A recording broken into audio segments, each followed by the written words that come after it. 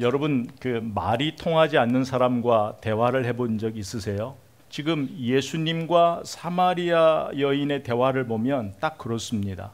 내가 평소에 예수님이 나에게 이 기록된 말씀으로 나에게 말씀하시는데 내가 그 예수님의 말씀을 어디까지 이해하고 있는지. 여러분, 사람들이 서로 소통이 안 된다, 대화가 안 된다라고 했을 때에는 그것은 세상의 기준으로 지식의 수준이 다르고 경험의 수준이 달라서라고 이야기합니다. 하지만 이것은 수준의 문제가 아니라 영적인 문제예요.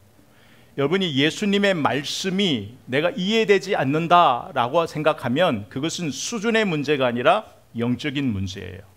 오늘 그 원인을 바라보면 육에 속한 사람은 진리의 말씀을 깨닫지 못합니다.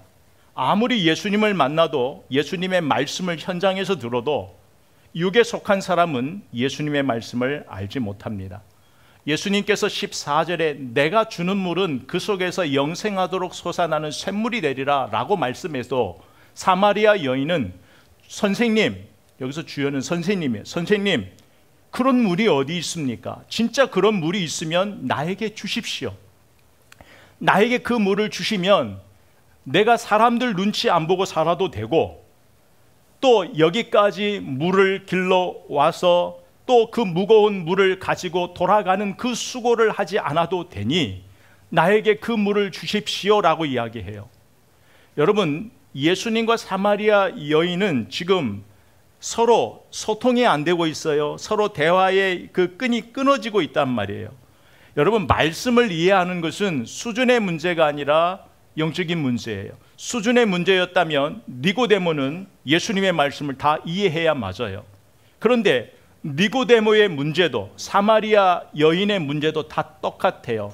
그것은 이들이 지금 어디에? 육에 속해 있기 때문에. 육에 속해 있으면 아무리 영적인 이야기를 해도 이해할 수가 없다라는 거예요. 이 둘의 문제는 다른 것이 아니에요. 예수님이 말씀하실 때에 성령의 역사가 없기 때문에 그래요. 오늘도 여러분이 지금 하나님의 말씀을 듣고 있지만 하나님의 말씀을 들을 때에 성령의 역사가 없으면 깨달을 수가 없다라는 거예요. 지금 이 여인은 하나님을 안다라고 이야기하는 여인이에요. 하나님을 안다라고 이야기하지만 그 여인의 실상은 지금 어디에 속해 있어요? 육에 속해 있어요.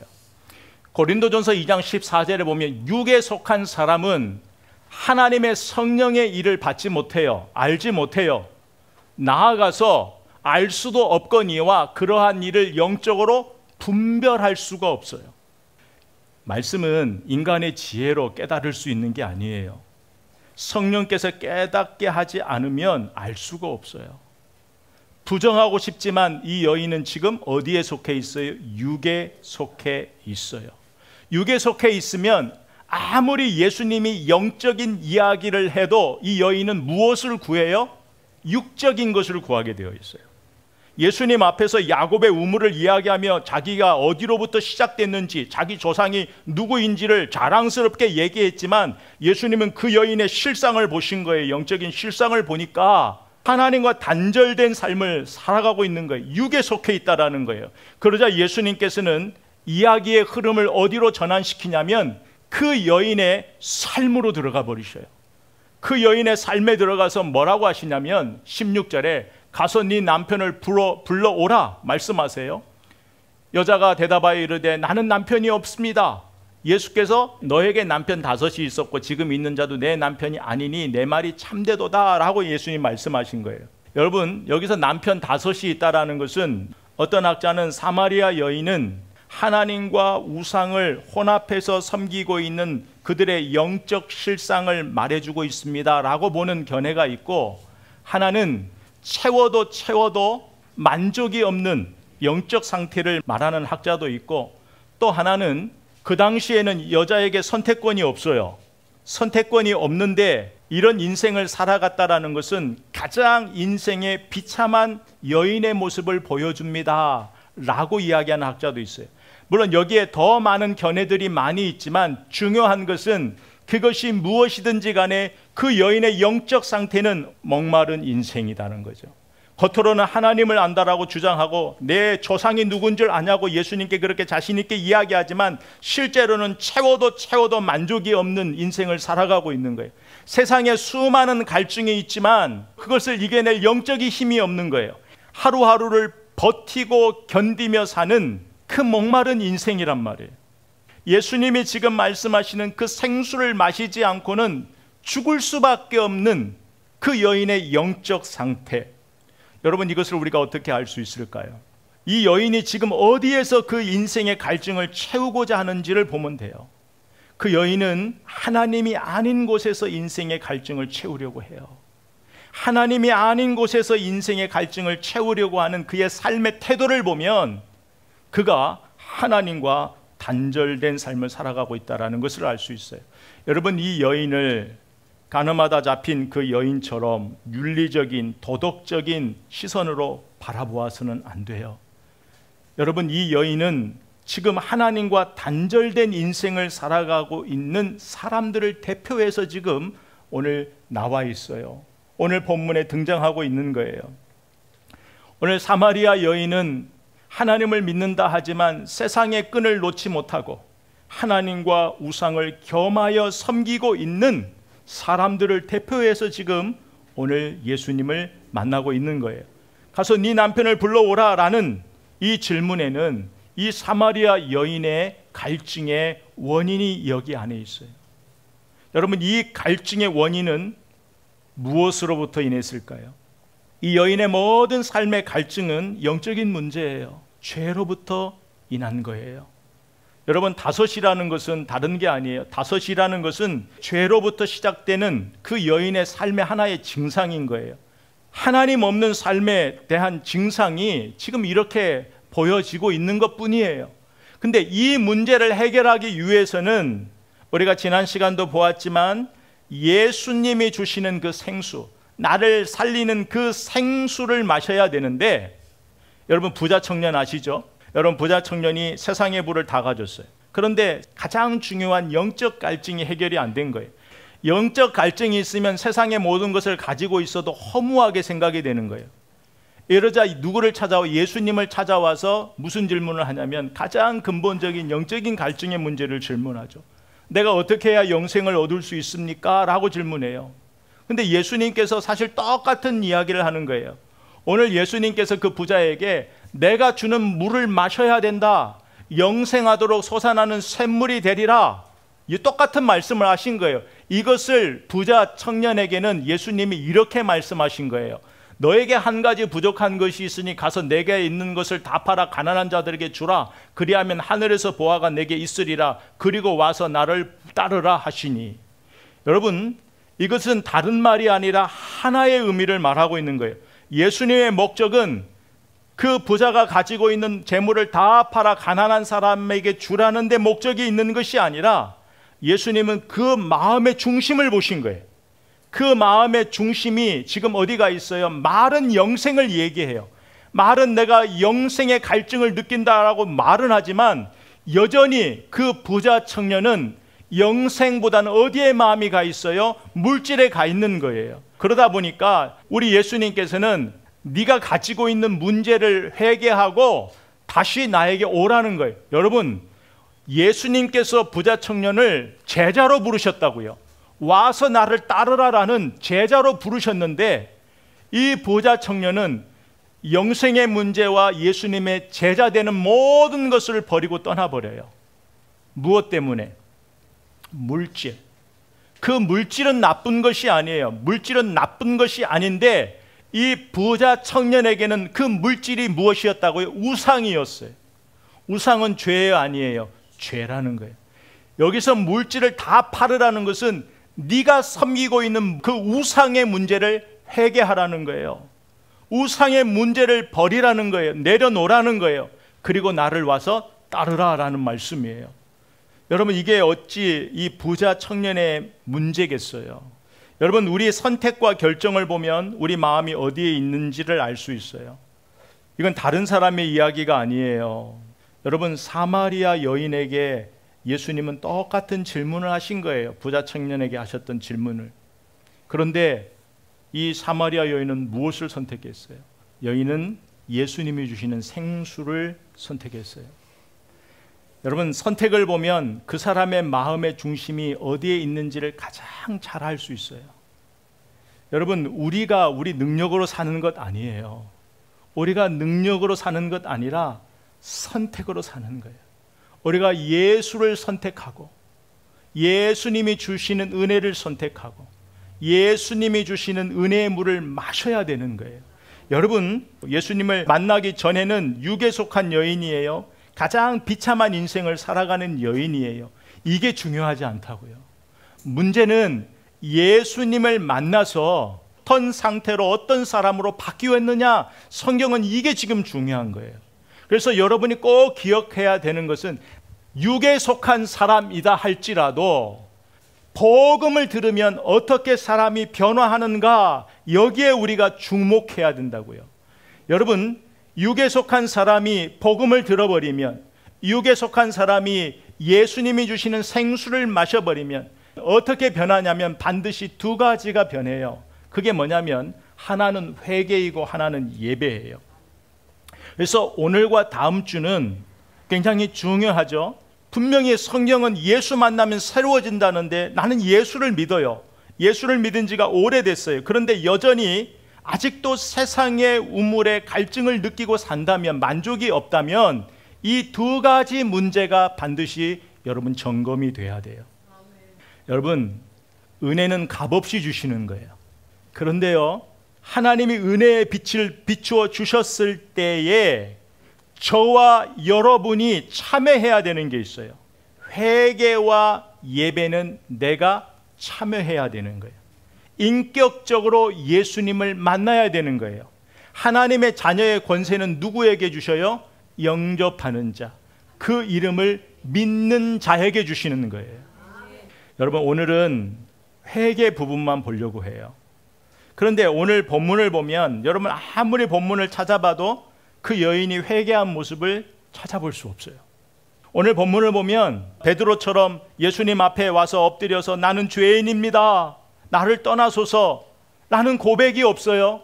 그리고 다윗처럼 침상이 젖도록 우는 회개의 모습이 보이지 않아요. 성경은 이 여인이 어떻게 예수님 만나 회개했는지를 기록하지 않고 있지만 이 여인의 고백과 예수님을 만나고 삶의 선택을 보면 이 여인이 회개한 여인이라는 것을 알 수 있어요. 그렇다면 회개의 모습이 없는데 이것을 굳이 왜 회개라는 주제를 삼아 오늘 말씀을 전하는가? 요즘 우리가 놓치고 살고 있는 것, 회개예요.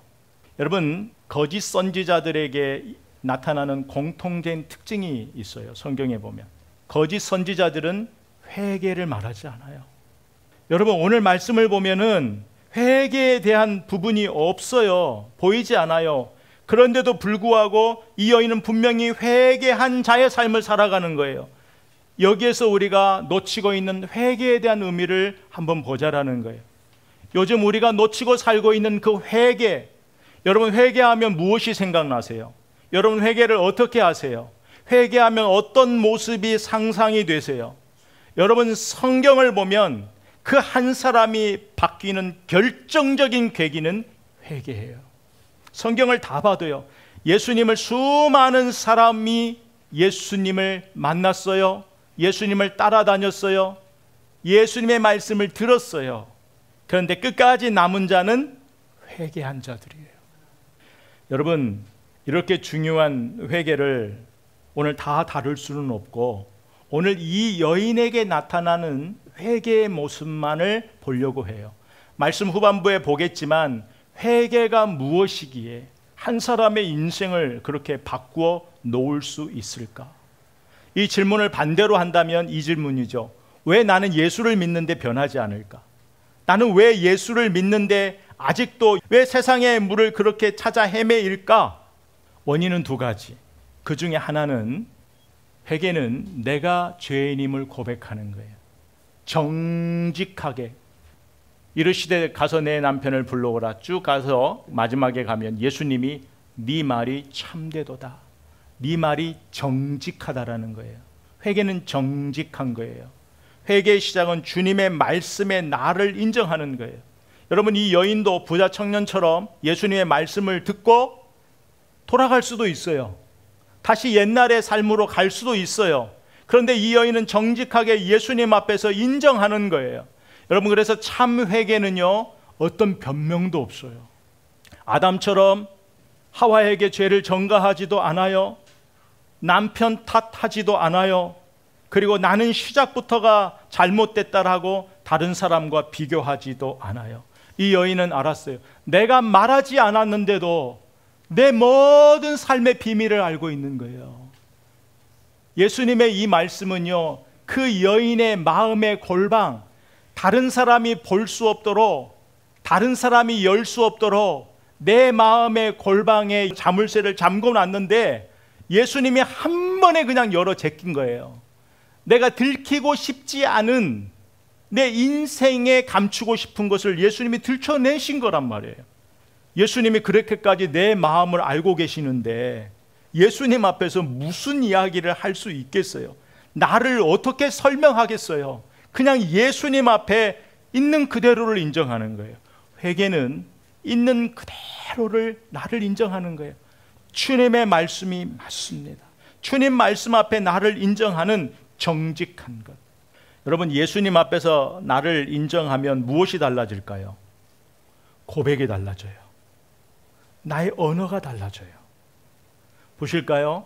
15절에 여자가 예수님 앞에 주여, 주여는 선생님이라는 거예요. 선생님. 19절에 보면 아직도 주여, 선생님이라고 이야기하지만 내가 보니 뭐라고 해요? 선지자라는 거예요. 그러면서 이 여인이 25절, 26절에 보면 나는 메시아를 기다리고 있습니다. 이 모든 것을 새롭게 해줄 메시아를 기다리고 있습니다. 그러니까 예수님 뭐라고 해요? 네가 기다리던 메시아가 나다. 그러니까 그 말을 듣고 29절에 이 여인이 동네로 뛰쳐 들어가는 거예요. 그렇게 보고 싶지 않았던 사람들, 피하고 싶은 사람들, 그냥 가고 싶지 않은 그 동네, 그 삶의 현장에 뛰어가서 그리스도가 아니냐 와보라는 거예요. 내가 만난 예수 너희들도 만나보라는 거예요. 와보라 와보라. 언어가 바뀌어버린 거예요. 39절에 보면 여자의 말 언어가 바뀐 거예요. 내가 행한 모든 것을 그가 내게 말하였다. 증언, 예수님을 증언하는 사람이 되는 거예요. 예수를, 이 여인 때문에 사마리아인이 예수를 믿은지라, 예수님을 믿게 하는, 예수님을 사람들에게로 이끄는, 옳은 대로 이끄는 사람이 돼버린 거예요. 예수 만나기 전에 얼마나 비참한 인생이었어요. 사람들의 손가락질을 받는 인생이었단 말이에요.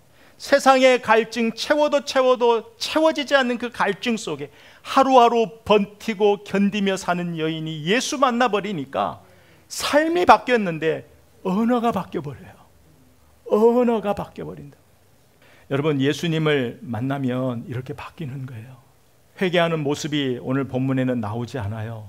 그런데 이 여인의 모습을 보면은요, 회개한 자의 삶이 무엇인지를 정확하게 보여주고 있어요. 회개했다라는 것은요, 우리 일상의 언어를 통해서 확인이 되는 거예요. 여러분, 회개의 목적은 겉모습에 있지 않아요. 회개는 삶을 바꾸는 거예요. 삶이 바뀌었다라는 걸 무엇을 통해 알 수 있어요? 언어를 통해 알 수 있어요. 내 입에 예수님이 나오는지, 예수님의 은혜가 나오는지, 누구를 만나서 이야기를 해도 내 속에 있는 예수, 내 안에 영원히 마르지 않는 생수 대신 그분이 나올 수밖에 없는 거예요. 삶의 방향이 바뀐 회개는 감정에 머물러 있지 않아요. 잘못을 뉘우치는 수준이 아니에요. 여러분, 가룟 유다를 볼까요? 가룟 유다가 예수님을 팔고 얼마나 양심에 찔렸으면, 얼마나 괴로웠으면 자살을 했겠냐고요. 여러분, 얼마나 괴로웠으면 삶을 놓았을까요? 그런데 여기서 그렇게 죽을 만큼 괴로웠는데 왜 회개하지 않았을까요? 그렇잖아요. 그렇게 죽을 만큼 괴로웠는데, 예수님을 팔고 괴로워했으면서도 왜 회개하지 않았을까? 회개는 양심의 문제가 아니에요. 회개는 도덕적, 윤리적인 문제가 아니에요. 회개는 인간의 수준의 문제가 아니에요. 회개는 영적이에요. 그래서 왜 예수님을 믿는데도 내가 바뀌지 않을까? 첫 번째 원인은 내 죄를 정직하게 예수님 앞에 고백하지 못해서, 두 번째는 회개는 내 양심이 아니라 성령의 역사가 있어야 돼요. 회개는 성령의 역사로 하는 거예요. 성령의 역사 없이는 회개는 그 순간뿐이에요. 지속적일 수가 없어요. 여러분, 내가 회개했다, 참 회개했다라는 것은 내 삶이 지속적인 거예요. 나의 언어와 행동이 일관성이 있다라는 거예요. 진짜 회개한 사람은 어떻게 그럴 수 있어요? 내 힘으로, 내 의지로 회개하면 내 컨디션, 내 기분이 상하면 어디로 돌아가 버려요? 내 생활로 돌아가 버려요. 내 옛날로 돌아가 버린다고요.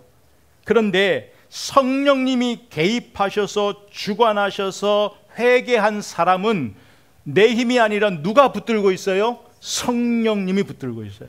성령님이 내 고백을 붙들어 주신다고요. 성령님이 내 의지를 붙들어 주신다고요. 성령님이 내 고백을 붙잡아 주시기 때문에 우리가 넘어지지 않는 거예요. 여러분, 성령님이 우리 안에 오시면 많은 일들이 있지만 두 가지.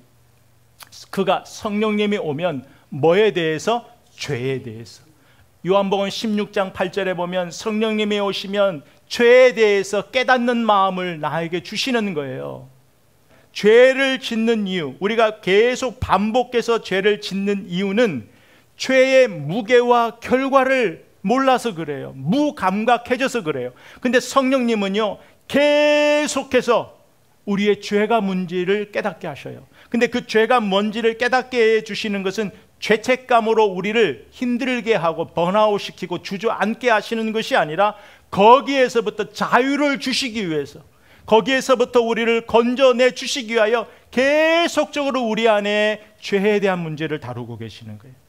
또 하나는 요한복음 14장 26절에 보면 성령께서 예수님의 가르침, 이 말씀을 계속 가르쳐 주세요. 우리 안에서. 그리고 생각나게 해주세요. 그러니까 성령님이 계속해서 내 생각을 붙잡아 주시는 거예요. 내가 가지고 있는 말씀이 계속해서 생각나도록 역사해 주신단 말이에요. 내 안에서 계속해서 성령이 깨닫게 해 주시기 때문에 우리가 죄의 길에서 벗어날 수 있는 거예요. 이 여인은, 이 고백은 자기의 힘으로 한 고백이 아니라 성령이 함께 하셨어요. 성령이 아니고서는 죄를 깨달을 수도 없고, 성령이 아니고서는 예수를 주라 고백할 수 없어요. 시인할 수 없다고 성경은 분명하게 이야기해요. 고로 성령의 역사 없이는 온전한 회개는 없습니다. 이 여인이 이제 어떻게 변화가 됐어요? 성령이 함께한 회개자의 삶은요, 이제 더 이상 무료함을 달래기 위하여 세상의 우물을 찾아 헤매지 않아요. 여러분, 그 회개한 마음을 계속해서 유지하려면 우리가 무엇을 가까이 해야 돼요? 말씀을 가까이 해야 돼요. 계속 말씀을 강조하죠. 성령께서 말씀을 가지고 역사하시거든요. 그래서 진정한 회개한 사람은 말씀을 가까이 하는 거예요. 오늘 주신 말씀 속에서 우리가 하나를 점검하면서 가보십시다. 이 말씀을 쭉 보는데 에레미야 2장 13절 말씀이 생각났어요. 오늘 에레미야 2장 13절 말씀을 통해서 오늘 말씀을 매듭 지으려고 합니다. 이 여인의 회개한 모습은 오늘 본문에 나오지 않지만 사마리아 여인이 예수님을 만나고 어떤 삶을 살아내고 있는가는 성경이 기록하고 있어요. 그 삶은 반드시 회개한 사람에게서 나타나는 회개 열매예요. 회개한 모습은 나타나지 않았는데 회개 열매는 성경이 기록하고 있어요. 회개 기도는 한 번 할 수 있어요. 그러나 지속적이라는 것, 이 지속적이라는 것에 우리가 약함을 가지고 있어요. 연약함이 여기에 있어요. 여러분, 이것을 우리가 놓치면 안 돼요. 여러분, 사탄은 우리에게 회개를 못하게 하지 않아요. 사탄은 우리가 지은 죄로 오늘 울게 할 수 있어요. 그런데 내일 다시 옛날로 돌아가게 해요. 이게 사탄의 전략이에요.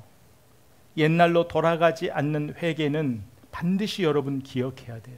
우리가 진짜 회개할 것은, 하나님 말씀하세요. 내 백성이 두 가지 악을 행했대요. 두 가지 악을 행했는데, 첫째는 그들이 생수의 근원 되시는 나를 버린 것. 하나님을 안다고 하지만 이 여인의 삶을 보면 생수의 근원 되신 하나님과 단절된 삶을 살아가고 있어요. 여러분, 신앙생활을 안 한다라는 거 아니에요. 교회에 안 나온다라는 것이 아니에요. 하나님과 단절된 거예요. 하나님을 인정하지 않으니까 나 자신의 문제를 인정하지 않는 거예요. 언어를 통해서 하나님 앞에 신앙 고백하지 않으니까 내 언어가 늘 자기중심적이에요. 죄가 무엇인지를 모르니까 죄에 대해 무감각해지는 거예요. 열심히 살아요. 열심히 살지만 갈증이 해결되지 않아요. 이 여인의 모습 아니에요? 어느 날 열심히 살았는데 인생이 허무하게 느껴진다고요. 여러분, 이 여인이 얼마나 허무한 인생을 살았어요. 이 여인에게 있어서 첫 번째, 이 여인은 생수의 근원 되신 하나님을 버린 것을 그 야곱의 우물의 현장에서 우리 주님이 깨닫게 해주시는 거예요. 세상의 물을 길러온 그 여인에게 네가 진짜 메마른 인생을 살아가고 있는 것, 네가 진짜 이렇게 허무한 인생을 살아가고 있는 것, 이렇게 갈증에 목마른 인생을 살아가고 있는 첫 번째 이유가 네가 생수의 근원 되시는 하나님과 단절된 삶을 살고 있다. 또 하나는 스스로 웅덩이를 판 거예요. 왜요? 하나님이 내 인생을 책임져 준다라는 믿음이 없으니까 내 인생을 누가 책임져야 돼요? 내가 책임져야 돼요. 내가 책임져야 되니까 내가 수고하는 거, 스스로 웅덩이를 파는 거예요. 그런데 오늘 성경에 보면 내가 스스로 웅덩이를 팠는데 그 웅덩이가 괜찮았어요. 처음에는 물도 찼어요. 만족을 주었어요. 그러나 어느 날 터져버린 거예요. 웅덩이가 터져버리니까 이제까지 수고했던 것이 다 헛것이 된다, 이 말이에요. 이것은 세상의 헛된 우상, 세상의 헛된 우상을 하나님보다 더 신뢰하고 의지하는 사람의 결과를 이야기한 거예요. 여러분, 예수 믿기 전에 이 여인의 모습이에요. 여러분, 회개는 다른 것이 아니에요. 회개는 예수님 앞에 정직하게 나를 고백하는 거예요. 그리고 내가 내 힘, 내 의지대로 하는 것 아니에요. 회개는 성령님의 도우심을 구하는 거예요. 성령님, 내 모습을 보여주세요. 내가 진짜 내 안에 내가 하나님과 단절되어 있는, 내가 하나님이 주시는 그 생수와 단절된 그 죄가 무엇인지를 보게 해주세요. 하나님 의지하지 않고 내 힘 의지하고 살고 있는 것, 하나님 무엇인지를 보여주세요. 성령을 의지해야 돼요. 성령을 의지하여 기도하는 사람이 진정한 회개를 할 수 있어요. 그래서 오늘 말씀을 준비하면서 저에게 한 가지 질문을 했어요. 나는 회개한 목사인가? 나는 회개한 목사인가? 동일한 질문을 여러분에게 드리고 싶어요. 여러분은 회개한 사람입니까? 한 주 살아가면서 나는 성경이 말하는 회개한 사람인가? 내 회개에 성령의 역사가 있었는가?